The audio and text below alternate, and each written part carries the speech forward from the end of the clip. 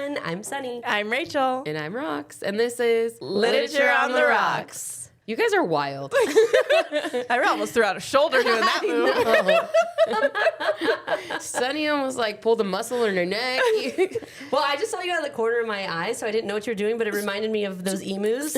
No, I did not think you were doing that. That's what I was doing. That's why I did a lot of shoulder work. Have you ever seen emus when they're like ready to fight each other? And No. They like crouch down and they put up their feathers and start shaking their feathers, and then they just swing their necks around. Oh my God. Shit, no. That's what I thought you were doing. But that's hilarious. It was really funny. It looks like they're dancing. If you put it to music, it's great. No, I was just doing a shoulder workout all by myself. Doing something. I was getting it in. The last one did hurt my neck a little bit. No, I saw the way you were freaking cranking it. I got a crick in my neck. Oh, man. Well, how's everyone doing? Besides the crick in your neck and the shoulder Throwing being out thrown shoulder out? blade. Yeah, I'm good. The rest of the recording, my shoulders up by my ear. The whole rest of the show. Chicken wing, chicken wing. Dog and bologna, chicken and macaroni. How is it everything chilling ties with my to a song homie. with you two? Because apparently we got a touch of the tism or something. Like Everything applies to a song. I don't like This about yourself? No. Oh. labels. Oh. But yeah, I might be a little lazy. I feel like it brings joy to the It world. does bring joy, yes. So My voice is Oh. what I'm referring to. Yeah, yes, that's talking true. about singing little medley deadlies. Nope, I was solely talking about my voice. I'm excited to talk about today's book, Solito, Yeah, by Javier Zamora. me too. And I felt like I had a topic to discuss with you guys. Okay. All right, let's hear it. That is in line with the book. So my husband immigrated from Mexico. Same. With everything that's just going on in the country today, we're trying to plan his 40th birthday. He's turning 40 this year. But yeah, so we were talking about, because he's not a super social person. He's not like someone who loves a party. So I had told him, do you want to party or do you want to go somewhere? And he's like, let's go somewhere. And so I really wanted to take him to Tokyo. He loves to travel. He wants to go places. He hasn't really gotten the opportunity to travel a lot in his life. And I just thought it'd be really cool. He loves everything Japanese and Anime their culture and like all the things. Yeah. Mm-hmm. I mean, from what we know of what the culture is in America, he definitely knows more than the typical American, I think, does. But so Yeah, him and my oldest bonded over that when he was watching her for a little while. Yeah. So I really wanted to take him, but because of the world, and maybe not even the world, but at least America. Our politics Our right now. politics right now. He's afraid to travel, and he's nervous that coming back into the country will be a problem. I mean, I don't really relate to a lot of what he's gone through. I don't know how to provide comfort except for just understanding, like, okay, this is just not something you're comfortable with, and we have to figure something else out. We talked about flying even just domestic, and he wasn't excited to just even be in an airport right now. And I think the book we're about to talk about talks a lot about immigration and all the things, and I think it's a great book to be reading right now. Yeah, I was thinking about that. But it is scary. And I Yeah. don't know what to do as his wife. I don't know what to do with... My son really wants to go on an airplane, but my husband doesn't want to be in an airport. It's not like he's like absolutely hard no, but he has expressed enough concern that makes me feel like I know he doesn't want to do it. Yeah. It's his birthday. Do I want to force him to do something he doesn't actually want to do? I'm like, it's Right. your birthday and you will enjoy it. Yeah. As he's like sweating bullets the whole time and just like panic stricken. But I think also it's because, like you said, he hasn't traveled a whole lot as an adult, especially now. I understand the fear. Yeah. I understand it because my husband has a little bit of it too. All of our husbands are citizens. Yes. Like, they're all citizens. It's not like they should have this fear, but My husband's the only one that was born here. yeah. Yes. Yeah. Yeah. Ours had to take a test to be a Yeah, citizen. and honestly, if I had to take that test, I probably wouldn't pass it. To be honest, No. 15th president? Fuck you. Yeah. I don't know. Exactly. I can barely name the first one. I know Lincoln's in there somewhere.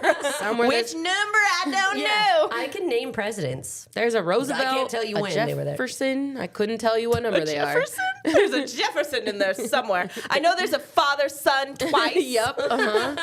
Adams? Oh, there's an Adams. But I think there's two Adams. I don't know. I'm talking out of my Yeah, ass now. no. Clearly, I wouldn't pass, but I was born here, so. Yeah. I wouldn't pass either, I don't and I have was to worry born about here. Yeah, I mean, I think it's tough because you want to be understanding as his wife, right? And you want to be understanding to the climate and the position that he's in, but also want to have memories with your family. Yeah. So I get it. I think there's possibly enough opportunity in the future for there to be more. Of that. Yeah. That we just got to get through these next, 2 years? Yeah. To Rox's point, It's temporary. because we have traveled. Yeah. Before. It's not Yeah. like he never wanted to go. Like we have. It's gone just to right places. now. It's Yes. just right now. And so I like to Rox's point. Like, oh, okay, maybe we save Tokyo for 45, which would be cool because my son would be a little bit older, maybe more likely to enjoy it and be able to appreciate Remember it it more. Yeah. So we're doing smaller. Right. We talked about it in our last episode that we're going to Sedona. That's what we decided. The cool thing is that the United States is so vast and there's Yeah. so much to see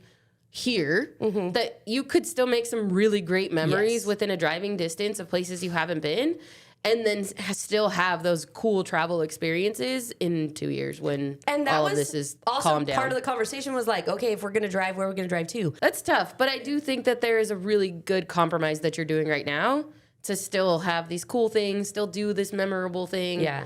And then still have the opportunity to do the other things that you were hoping to do. Yeah, we're not taking these things No. off the table. No. We're just adjusting the Putting timeline. a pin in it, looping Yeah. back around. Yeah. Circle back Circle to back. that Yeah, parking yeah, lot. Yeah, I would agree that this story really brought a lot of. I started asking people in my circle their stories. Yeah. And I mean, I'm about to be 38 years old, and these are stories I've never asked and never heard. Right. And so it's funny, like when I told my sister-in-law that I had finished the book, she asked me like, "Oh my God, how did you think? How did you feel about it? Did you cry?" And I was like, "No, I didn't cry. But there was a little in there, and maybe talking about it will make me cry," is what I told her. While the book isn't our normal thing, I think it was a really cool addition, and it really made a lot of reflection happen for me. Yeah, it's our first nonfiction. It is. And it is very much at a time where it's reflecting the landscape of our country. Yeah. Well, let's hear this author bio. All right, let's hear get it. into it. So Javier Zamora is a Salvadorian American poet What? and Just writer, kidding. yes, whose work centers on migration, memory, and what it means to belong. So he was born in El Salvador. He migrated to the United States at 9 to reunite with his parents, and this journey is what would later become the heart of his memoir. So before turning to nonfiction, Zamora established himself as a powerful poetic voice. His debut poetry collection, Unaccompanied, earned critical acclaim for its intimate and lyrical exploration of the immigrant experience. His talent was further recognized when he was selected as a Stegner Fellow at Stanford University. This is one of the most competitive and prestigious creative writing fellowships in the country. And today, he continues to write and speak about immigration, storytelling, and the importance of centering real voices in conversation, often reduced to policy and headlines. Okay, so the book summary. Solito tells the story of the 9-year-old boy traveling alone from El Salvador to the United States to reunite with his parents, but what sounds simple on paper unfolds as a harrowing, uncertain, and deeply human journey across borders, deserts, checkpoints, and strangers' kindness. So a story about what it feels like to be a child navigating danger without fully understanding it. It captures the confusion, fear, boredom, hope, and unexpected tenderness that shape the journey. Along the way, Zamora meets other immigrants who become temporary guardians, forming fragile but powerful bonds rooted in shared survival. What makes Solito so moving is that it's a story about migration, yes, but even more about the resilience, love, and the invisible courage it takes to cross into a new life. And for all of you non-Spanish speakers, Solito means alone. Oh, I guess I didn't even think about that. Yeah. I did not know until I was halfway through the book, and someone, when I said, Oh, I'm really? reading Solito, they were like, is he alone going immigrating? And I was like, I mean, he's with people. And they're like, well, Solito means alone. I was like, oh, shit. Oh. I guess I okay. never even thought to like explain that. I don't know why it didn't even dawn on me that you probably wouldn't have known what it meant. Like, Yeah, I had no idea. obviously, I know you don't speak Spanish, but And I didn't think to look it up like a dummy. Yeah, Like, why well, didn't I think why? to look up the I was just like, oh, yeah, Solito. Okay, cool. yeah. Maybe it's someone's name. Oh man, I'm sorry. I didn't even think about that. That's okay. Well, I'll cover the rest of those white people questions later. Excellent. No, I'll have some conversation about the Spanish in here for sure. Yeah. Okay. Well, it's different. It's different. It's not Mexican Spanish for sure. Yeah. All right, so we're calling today's cocktail El Viaje, which means the journey. We wanted to try and incorporate some El Salvadorian flavors, and so we were looking up some El Salvador liqueur, and we found Tic Tac, which is an El Salvadorian like sweet vodka. Is kind of like cane sugar vodka or something. 2 ounces of Tic Tac, 1 ounce of lime juice, 3/4 of an ounce simple syrup, 2 dashes of orange Angostura bitters. And then we did egg white and we shook it up hard to get that frothy goodness. And then we topped it with a lime wheel. And it has a little bit of a margarita vibe. It's really cute. So cute. It smells good. Okay, let's I'm cheers. excited about it. Okay. Oh, I like it. It is kind of margarita-y. I dropped the lime in and stirred it up a little bit. Yeah, it's good. Kicked a up the little lime stir. flavors. Do you get a lot of vodka vibes? No. No, I it's get sweeter. like tequila vibes, kind of. Because it gives me margarita vibes. It does give me margarita vibes. Yeah, Yeah. it's good. It's refreshing. It's light. It is very light. It had simple ingredients, and I do love an egg white in a drink. Me It too. does something to it. I'm telling you. Me too. All right, let's get into these chumps. Because this book is chumping. Yeah. All right, let's jump in. Let's do it. So this is another book that has pretty long chapters. So my chump is chapters 1 through 2. It starts in 1999. We're in the town of La Herradura. Look, I'm going to try my hardest, y'all. Yeah. Begin. Okay. El Salvador. Javier is a young boy living with his grandparents and Aunt Molly. Okay, his grandfather, Don Chepe. Don Chepe is a former soldier and has been a violent drunk in the past, but he hasn't drank for a while now. Yeah. Javier's parents immigrated to the U.S. years earlier, so he's without his parents and has been for a while. His dad left when Javier was a baby and his mother when he was about 2. So he doesn't really remember anything about his dad, but he has a lot more memories about his mom. But he's 9 now. And so It's been 7 years. it's been 7 years without his parents, and he's lived with his grandparents and his aunt. Javier is intelligent and he does really well in school. He's one of the smarter boys in his class, but more than anything, he wants to reunite with his parents. They talk about taking a journey, and family has contacted a coyote, Don Dago. They have already tried twice, but get Javier to the U.S. by other means, because Don Dago won't take him unless he's 10. Yeah, And so so they he has like- to be a certain age. He Well, keeps and saying, they like, tried "We'll to give you do the it. money." They tried to do it with getting him a visa. And the visa got denied. And then they tried getting him a passport. And then the passport got denied. And like he wasn't able to do all of the other quote unquote legal ways to get in. Yes. And because Don Dago won't take him until he's a certain age, like they ask almost every time he's in town. On the day before he leaves, because now it's like, you're going, get ready. He's dreamt about it for years, and now is the time. He's nervous because he's going to, like, they go to his school and tell His teacher. Well, Yeah, she's like but- Mother Superior. It's a it's like a Catholic Catholic school, and it's run by nuns. Yeah. And so they go to tell some of the nuns and like tell Mother Superior, like you said, and tell them like, oh, he's going to be out of school for a little while, for a couple weeks. Remember when the school took a field trip to the zoo and Javier couldn't come? I'm going to take him to the Yes. zoo, so he's going to miss a week. Yeah. Can we get his schoolwork for the week that he's gone? Like, oh, yes, Don Chepe, here you go. And it's like they're trying to cover their tracks because they don't just want him to be, because they don't want the nuns to call And ask where immigration. he's at. Yeah. Yes. And- or and- come after the family. Yes. Yeah. So it's like, we're going to take him to the zoo so you don't ask questions for at least a week. On the day before he leaves, Javier invites his friends over and they play with his most prized toys. He's not allowed to tell anybody, so he doesn't say anything, but he ends up giving those toys to his friends, but keeps some for later just in case, believing he will return to El Salvador at some point. He's not going to be like the other boys that disappeared for so long. I'm going to be back for Christmas. I'm going to see my grandma and my grandpa and my tia again. And Truly a child not understanding the gravity of the situation. what is happening. Yes. So his grandpa awakens him, and with their packs, they go to Guatemala. His grandpa will escort him on the first part of the journey. And his tia's like, oh, he's going almost like such a large part of the way with you. You just have to do a small little part at the end by yourself, right? And then they go, and it was like, no, you did the easiest part, Grandpa. Yeah, seriously. Seriously. So they go, and he hugs his family, his abuelita, his tia Mali, and his cousin Lupe. His grandpa tells him not to look back, but he does, and he sees his grandma and aunt sobbing. Tecún Umin, Guatemala. So now they're in Guatemala. They're in Tecún Umin. Javier and his grandpa travel with Don Dago and 6 others to Guatemala. One of the other travelers is Marcelo, and he is also from La Herradura. They must show their passport at the border, and Grandpa pays a guard some money to get their books stamped. Once there, they ride a bici taxi with a boy named Jesus and are taken to the home of Don Carlos. So far, it's like just a little vacation with Grandpa. It doesn't seem anything crazy.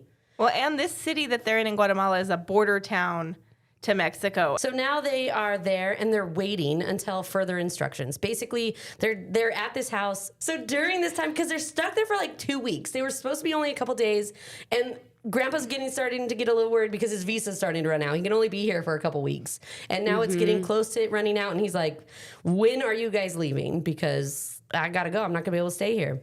So during this time, he's getting to know his grandpa really well, and his grandpa helps him become more comfortable with using a toilet, because back home, he's afraid that it's going to suck him down, and so he poops in a hole and then covers it up with leaves. leaves. So that his grandpa doesn't step in it. Yeah, he's an outdoor pooper. He's an outdoor pooper, a squatting pooper. Yeah, which is wild because he's 9.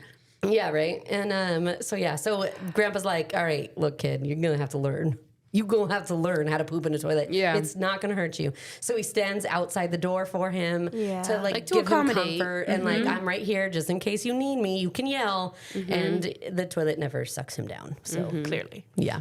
If you have that fear, no, it won't suck You're too big to go down the toilet hole. Yes.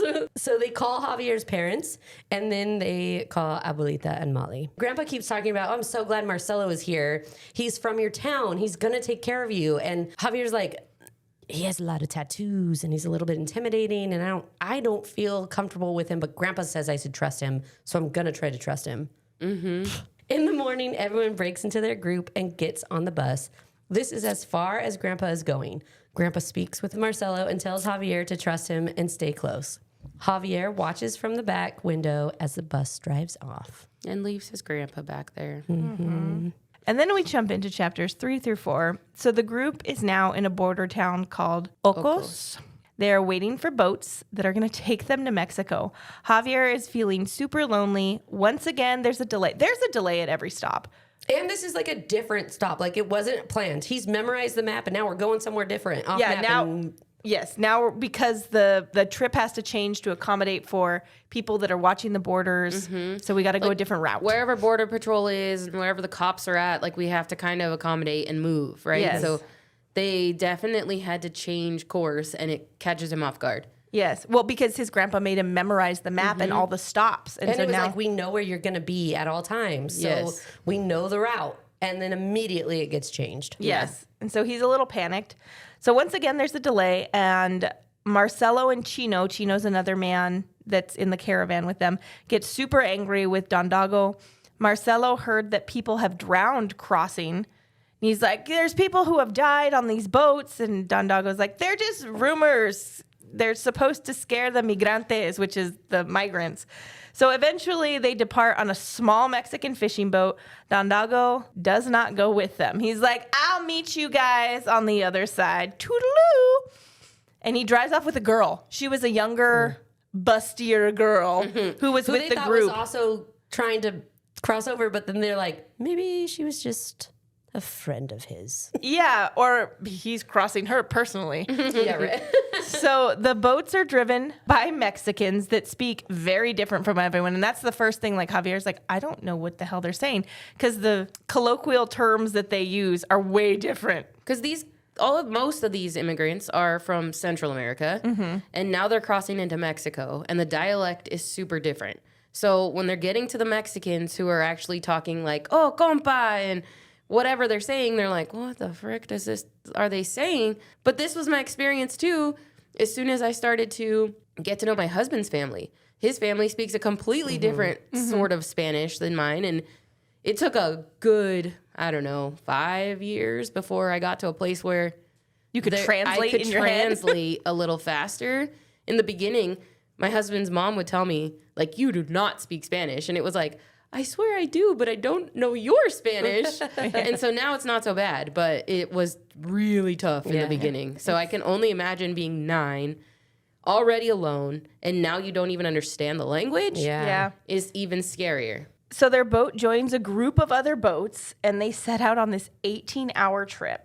Javier has lots of time to think about his home, his parents, his grandparents' instructions, and the behaviors of others in the group. He's watching everyone. He's very observant. Yes. So the boat ride is rough, and then there's this constant smell of gasoline because they have these containers of gasoline in the back of the boat because it's an 18-hour boat ride. They need to fuel up And they as they're can't driving. stop. They cannot stop. So while the ride is bumpy, the wind, it gets super cold, and then at night, another traveler and her daughter, the traveler's name is Patricia, and Carla is her daughter. They call Javier over to take cover inside of her jacket. But he kind of has a crush on Carla because she's around his age, and he's like, oh, Carla is so beautiful. She's like a little bit older, and he's Yeah. like, And she can't stand him. She's like this little dude. and he's like, I have to poop in a toilet by you. Yeah. Well, Oh my God. yeah. I can't do anything near you that would make me human. Yeah. Yes. They're like huddled together. So it's like the mom and then the daughter's on her lap. And then she calls him over. So he's on Carla's lap and she's trying to cover them in her jacket to keep all of the kids warm. And then Chino, one of the guys that's also, he's like, come over to me, because Patricia's jacket isn't large enough for everyone. So he calls him over and he like holds him, and Javier is afraid of him. Patricia is like, just trust him. He's okay. It's going to be all right. So he goes over there and he actually falls asleep for a little bit on him, which is kind of cute. Mm-hmm. But the boat makes only one stop because there's a dude in the back of the boat who's having a mental crisis. He's freaking out. He thinks he's going to die. They like dunk him over the boat into the water. Seemed horrible. Right. Shut up, man. Like, get your wits about you. Yeah, Like, so they were like yelling at him, threatening to kick him splash off the some boat water and on leave your him. face and let's go. Yeah. Yeah. So, but he was, they think he was inhaling the gasoline fumes. So he went a little loco. Yeah. But so they're like, well, since we're stopped, everyone needs to go to the bathroom now. And Javier's like, you want me to pee in front of everyone off of the side of the boat? Yeah. Yeah. And they continue to travel through the night. Chino wakes him up because there's flying fish off of the side of the boat. And they're like, it's a sign where, it's God's Good omen. sign. Yes. The boat makes land and everyone rushes to board the trucks that are waiting for them. Mm-hmm. Now the group is in Oaxaca, Mexico, and they jump out of the trucks and are escorted into this abandoned hotel-like building. They split the group in half. Each person gets 3 minutes to use the bathroom and shower, and they're told to change into their nice clothes. He has 2 sets of clothes with him, a nicer pair of clothes and just regular play clothes, essentially. And like 2 pairs of underwear, a toothbrush. He's got 2 toothbrushes because Grandpa gave him his. Yeah. But everything is in his backpack, and that's all he has. Any money that they gave him was in his backpack. And No, then- he tied his well, he grandpa kept tells some him of it, not to put it all in his backpack, Yes. to keep some of it like in his sock or something. Yeah. Like under his shoe or Yeah. And he doesn't know, and Patricia's like, just wash your, go in with your clothes and wash them off. Yeah, wash your and parts. he's like, I don't know. And so she goes into the bathroom and is directing him from the other side of the shower. And then she goes in with her daughter to get washed up, and they're banging on the door. And it's like, it's 3 minutes. She's like, I get 6 minutes because there's 2 of us. Yes. But they're super on top of you. That's all you get. Like, time, we gotta hurry up. And if you think about Patricia just stepping into this maternal role, I probably would have done the same. I see this little kid all by himself, and he's 9. He does not take care of himself. Like, come on, dude, let's go. Yeah. She's very considerate of the fact that he's a boy and she's a girl, and she never crosses that boundary, but she does do a lot of the motherly things. Which it was odd to me that the grandpa did not ask her. But I don't know. Gut reaction would be like, there's a mom with a kid. You know how to take care of a kid. Help me get him across. Because he paid Marcelo money to help Javier get across. Yeah.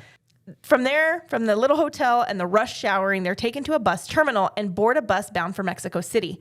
They ride until the checkpoint where soldiers board, and they're told, pretend you're asleep. Soldiers aren't going to make you move. Pretend you're asleep. Well, they're pretending to be asleep, and the soldiers are like, yo, where's your documents? Wake up, bitch.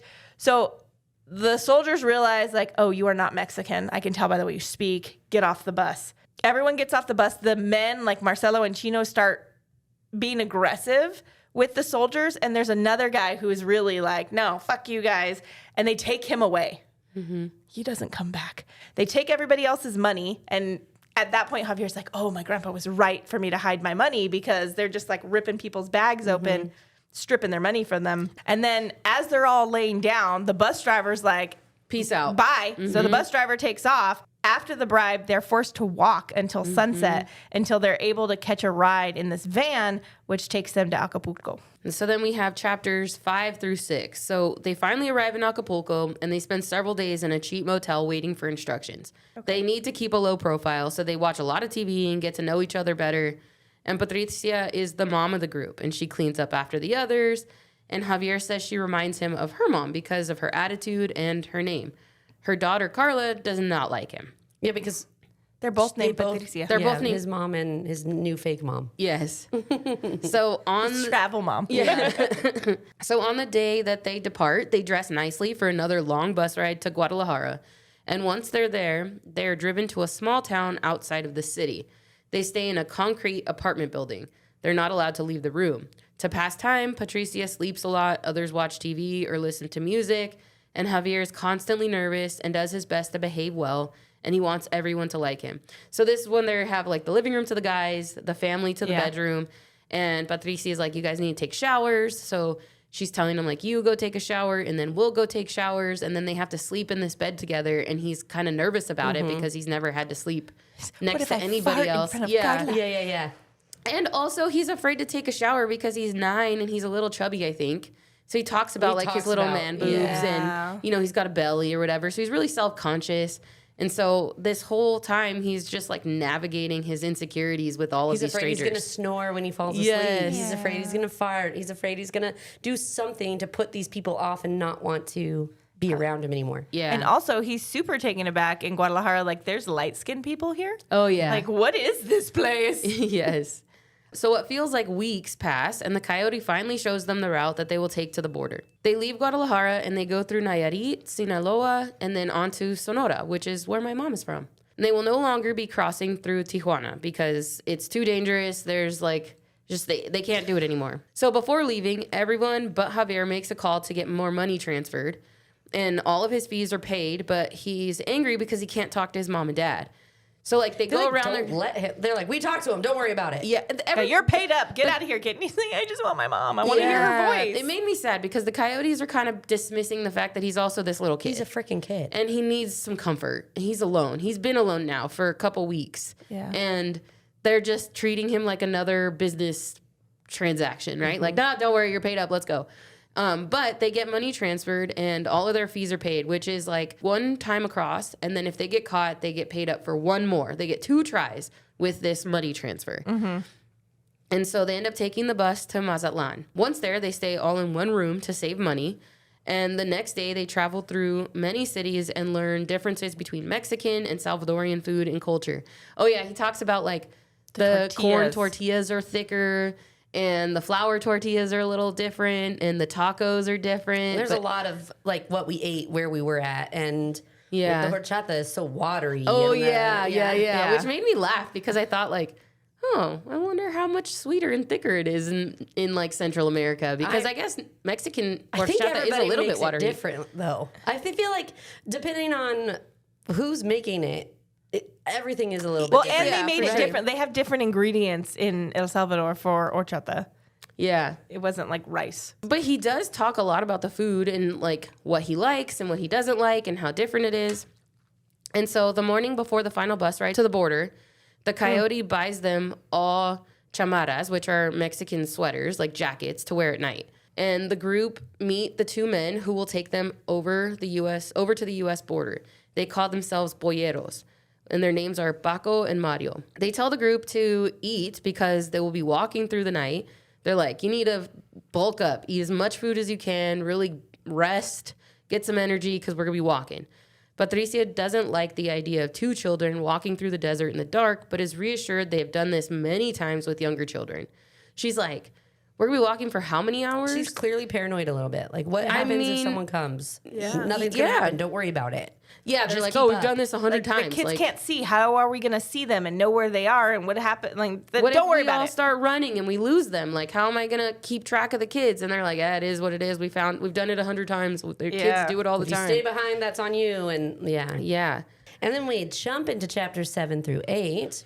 The group is taken to a staging area where they meet others who are going to cross with them. And now it's like a pretty large group. Yeah. The leader of their group is called Mero Mero. Javier is excited to see his parents as they stop to eat and rest. Like, they're getting closer. They They're are hyped on up. on the last big push. Yes, Yeah, this is the last we're hard almost part. to the Yes. La USA. La USA is what they called it. Yeah, this is the last got to bit. walk through this desert. And then we're No there. big deal. Well, it's not even the desert. Like, I can see the fence. On the other side of that fence Is the United States. is the U.S. And then we're there, and we gotta get to the next spot, and then my mom will be there. the pickup Right. spot. We Yeah. just got to get to where the trucks are at. La USA is right there. Yes. I can breathe it in. Yes. Because they're crossing the border in Arizona now. So it's not They're in, like, like, TJ. Tucson. Yeah. And then you walk across and Bada you're bing, bada boom, you're in California. You're in California. That's what I Well, was saying, even like, like when I'm- some part of our border is deserty. yeah. Yeah. But where they're crossing, But I don't think it's as wide. There's still like people that get lost and die in that desert. oh, sure, Oh, I mean, all the yeah, time. yeah. But they're walking through desert. It's Arizona border now. It's not California border. different type of desert. Different one. Different yes. type of deserts for different types of people. Javier is excited to see his parents. Mero goes over the rules, the signals, and what to do if they spot La Migra, the immigration. Yeah. The immigration border patrol. White van, green stripe. They then walk through the night and cross into the U.S. Like, the majority of their walking is done through the night. Marcelo sprains his ankle, and the group takes a quick 30-minute break. They also only have still the stuff that's on their back. A couple bottles of water, a little bit of food, A some little bags bit of food. chips. Yeah. Yeah. Whatever they bought themselves for the trip. And that's it. So, and because this is like their first time, they don't really know what to expect. They're not. Yeah. This isn't Yeah. an everyday activity. Yeah. So many fall asleep, and when they wake, they find Marcelo left and stole from everyone. He faked his injury, and Javier struggles to understand why Marcelo would betray them, especially since his grandpa told Marcelo to take care of him. So, like, he's like, my grandpa paid him to take care of me, and he just, while we were all asleep, stole all of our stuff and left. And I think he took Chino's, like, whole backpack or something. Yeah, he took a shit ton of stuff from Chino. Yeah, because they were all kind of partnered up, and Chino and Marcelo were supposed to be a partner. Chino and Patricia have been taking care of him during the journey, taking care of Javier during the journey. So And Chino's like young. He's not like an older guy. I want to say he was like in his early 20s or something. the group continues and maneuvers many fences. They hide when a helicopter is heard. They wait in a ditch for a van to take them further, but they are awakened by shouts of La Migra.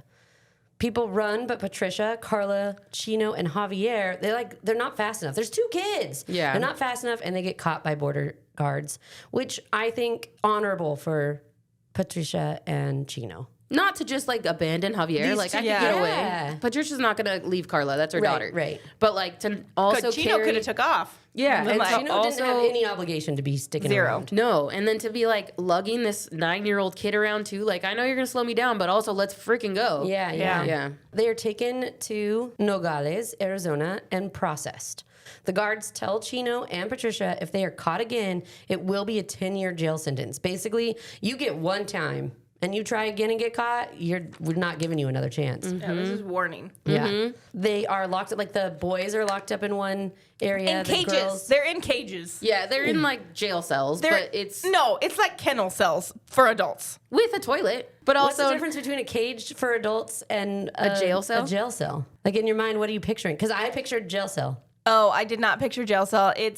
I pictured like fencing, like metal fencing, putting off. Oh, an like area. a jail cell, but with fence. There's no roof. No, They were outside. no, they're inside, but they're like quartered in these. Like It's like if we baby took gate, this but room for and like adults? partitions of metal. What's a jail cell? They have walls. You can't see to the next side. Oh, I think of it as like an old Western movie where it's just like barred jail cell. Yeah. On all right. sides? Yeah. Oh, I guess that makes sense. I was thinking of like metal fencing. They're in like whatever you want to call it. Eventually, Patricia and the kids are deported back to Mexico.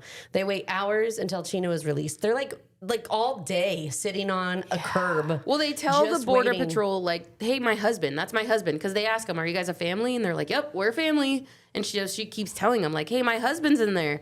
And they're At like, first they walk away without Javier, and she's like, my son and my husband. And he's like, oh, yeah. And he goes and gets Javier. the son, Javier, and then they leave. but she's asking for her husband, and they're like, the guys take a lot longer to process, so you're just going to have to wait. And they wait all freaking day for And there's like them. people across the street that are like, hey, I can take you we back. can get you back across. Yeah. And they're like, no, Yeah, we're waiting for someone. Yeah. And they're stinky. I mean, it's been weeks and days, and they've been in the desert, and like they're dirt. They're just covered in dirt, and yeah. So together they go to a hostel run by nuns and help those stranded in Mexico. Because Chino does come. He Chino does shows get up, released, yeah. And this is when they like, okay, let's go walk to this hostel. And he's kind of grateful that they actually waited for him. Because I Yeah. think he thought, because again, they may not wait for me. Yeah. There's no ties to him at all, right? So they are given basics, food, and a place to sleep. And then Chino calls the number that Mario, the pollero, gave them. They get another try, and they plan to leave later that day. Because they've already paid for it. They paid for it a long time ago. He paid for with their payment. Why they keep telling the other guys, like, no, we're good. Like, we're we already don't paid up. We I don't already need to paid pay up. anything to I try just again. need somebody to take me over. So they climb into a truck and are taken to an old shack. Other migrants are waiting there. At dusk, a new mero, which is A just different a coyote. nickname, right? It's not like an actual. Well, term. that's he what- just is like, oh, this is the new guy. Yes. As a Well, he's 9-year-old just boy, referring to right? him as like the same as the other guy. He's Like, the same oh, this guy, is but new the Mero the new Yeah, Mero, because he's 9. Yes. And a few other polleros arrive. Mero gives them the rules, signals to use, and how to make it back if they get separated. Like, you can already tell he's a little bit more organized, and Javier has a little more confidence. Like, oh yeah, this is guy's going to get us over. And he feels a little more confident because I've Yeah. already done this once. Now Yeah, I know what to expect. Like me and Chino figured out how to get over and under the fences quickly. Yeah, like like, it we're throws good to them go. over. Throws them over, Yes. and Carla, they know we need more water than we had, so they like really pile on the water. Yeah. Yeah, they got like a whistle signal. Like, It feels more organized, they feel more prepared, and they're ready. And then they start walking, they walk for hours. They eventually hear a helicopter. and I was like, no, don't tell me. Yeah.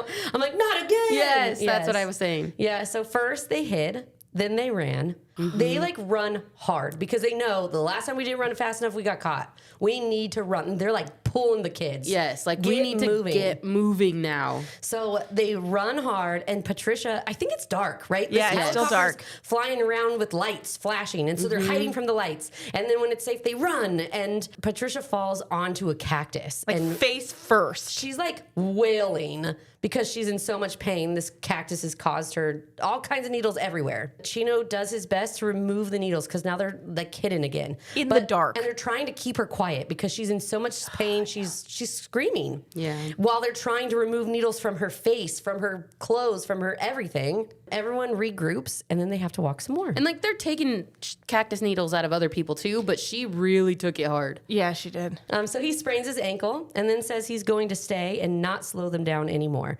because he tries to pretend like he's good. And like as he continues to walk, he's getting slower and slower and slower. And then people are giving him a hard time like, you're hurt? You don't know where you are? You're lost? Like, we're just walking around for days in this middle of this desert? And so this guy's like, no, I'm fine. I know what I'm doing. I've done this 100 times. And eventually he's like, I'm This hurt. is the end of the line for me. I can't keep going. So he stays behind and then says he's going to stay and not slow them down anymore.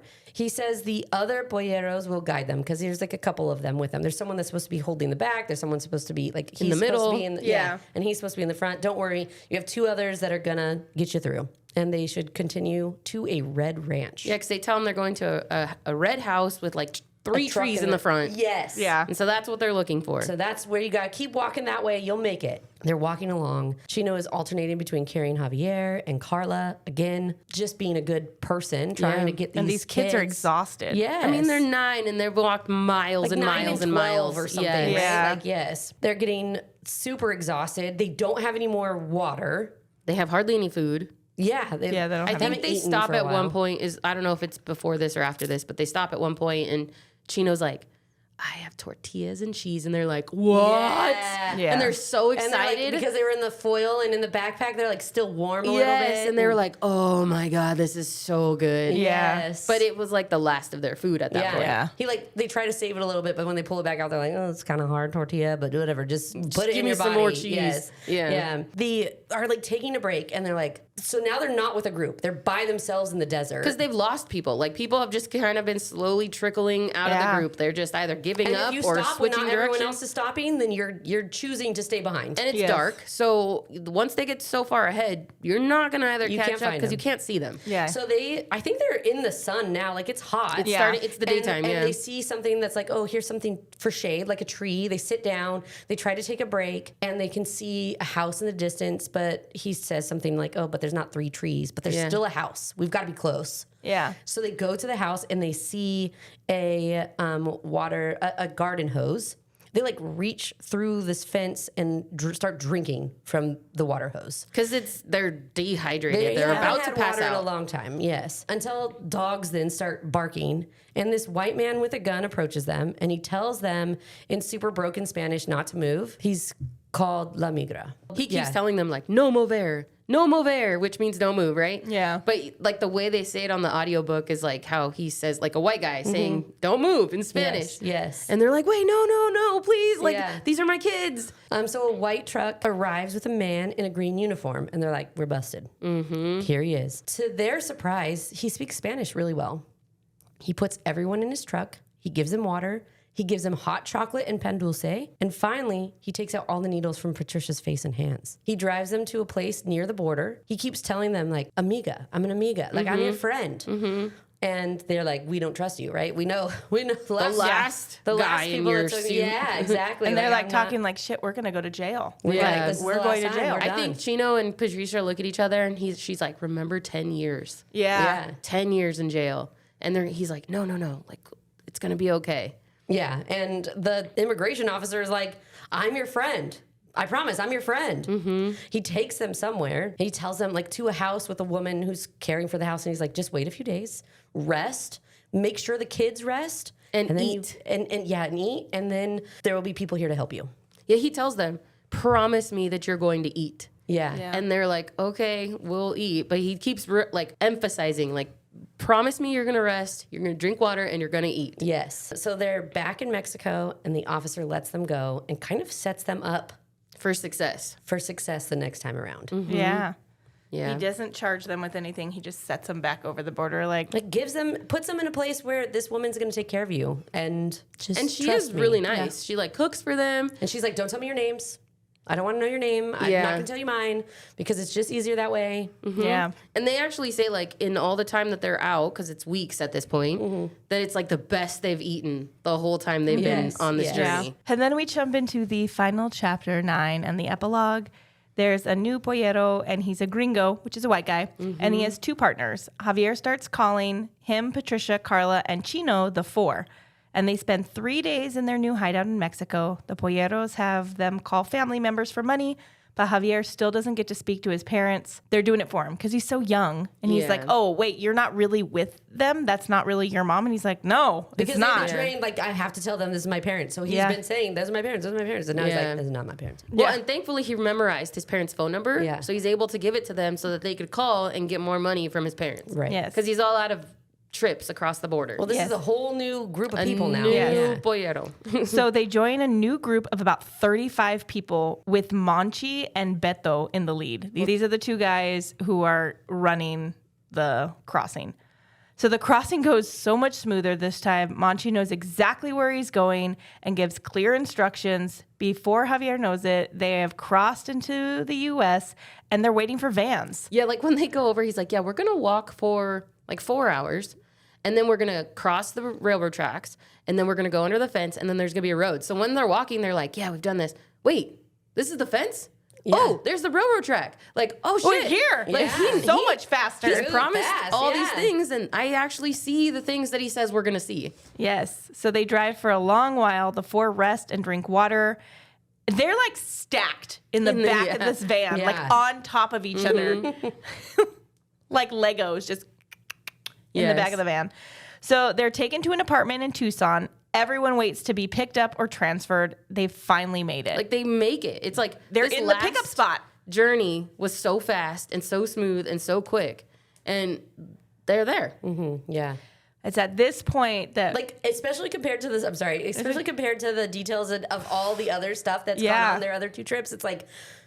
Well, that was fast. Like, we could have done this the whole fucking time. Yeah, like what were They you were guys just doing? calling the wrong coyotes. Yeah. So Patricia, Carla, and Chino are going to be driven to Virginia, and Javier's parents are on their way to get him. They had no idea where he was for the last few weeks. It had been like 7 weeks or something, and nobody knew where he was for 7 weeks. So they promised to keep in touch. They cuddle each other, like, let's lay down together one last time, like the four.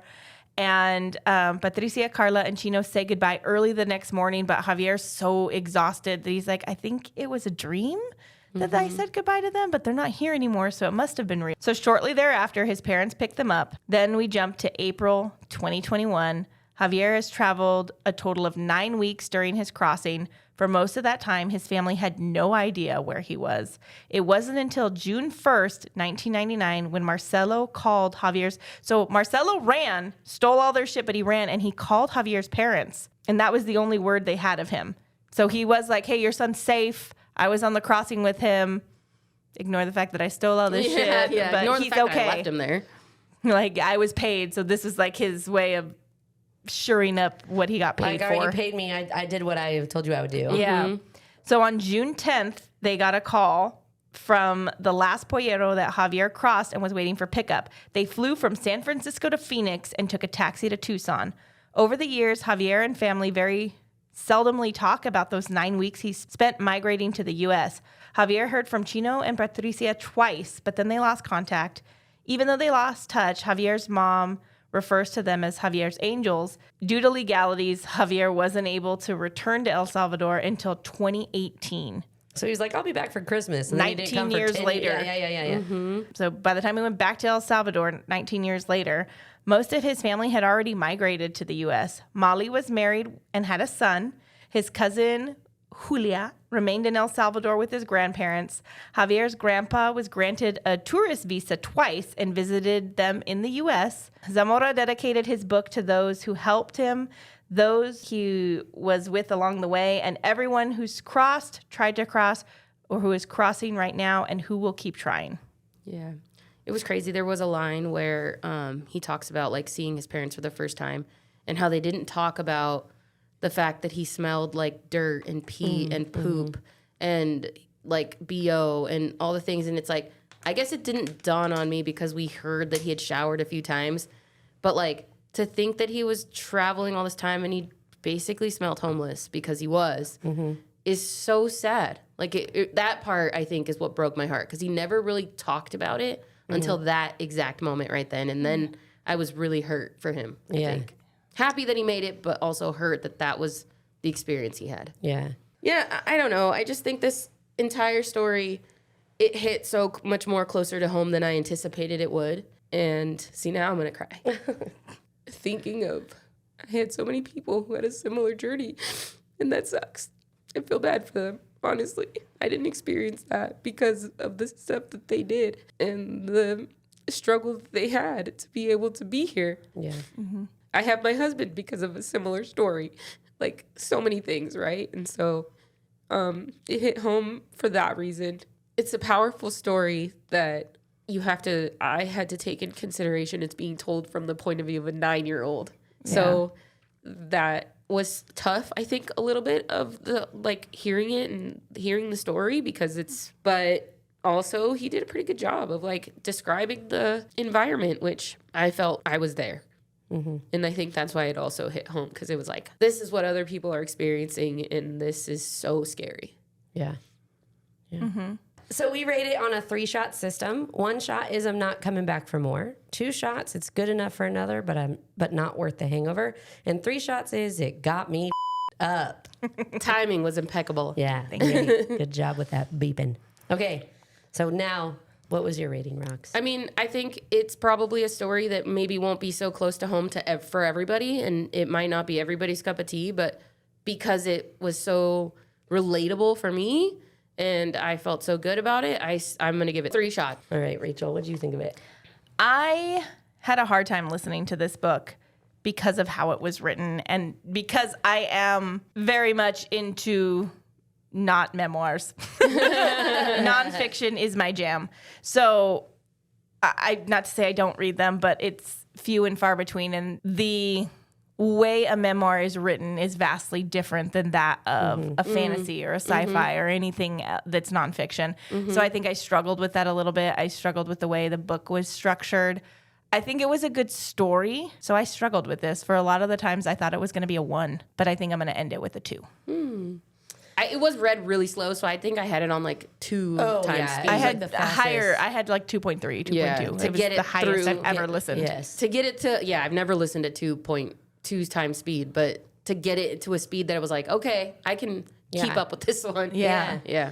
And you mentioned too, like, it was hard because it wasn't written by someone who was like an accredited writer, and you could kind of feel that it wasn't like a well-established writer. But I felt like it was intentional. I felt like he was trying to make it sound like it was from the eyes of a 10-year-old Which boy. it did sound like It that. did, very much so, gave you those vibes. So for me, I think I did myself again a big disservice in listening to it, because there is so much of this book that's in Spanish. And I could not understand it. When that guy came out at the end and he was saying 4 words over and over and over again, I didn't know what he was saying.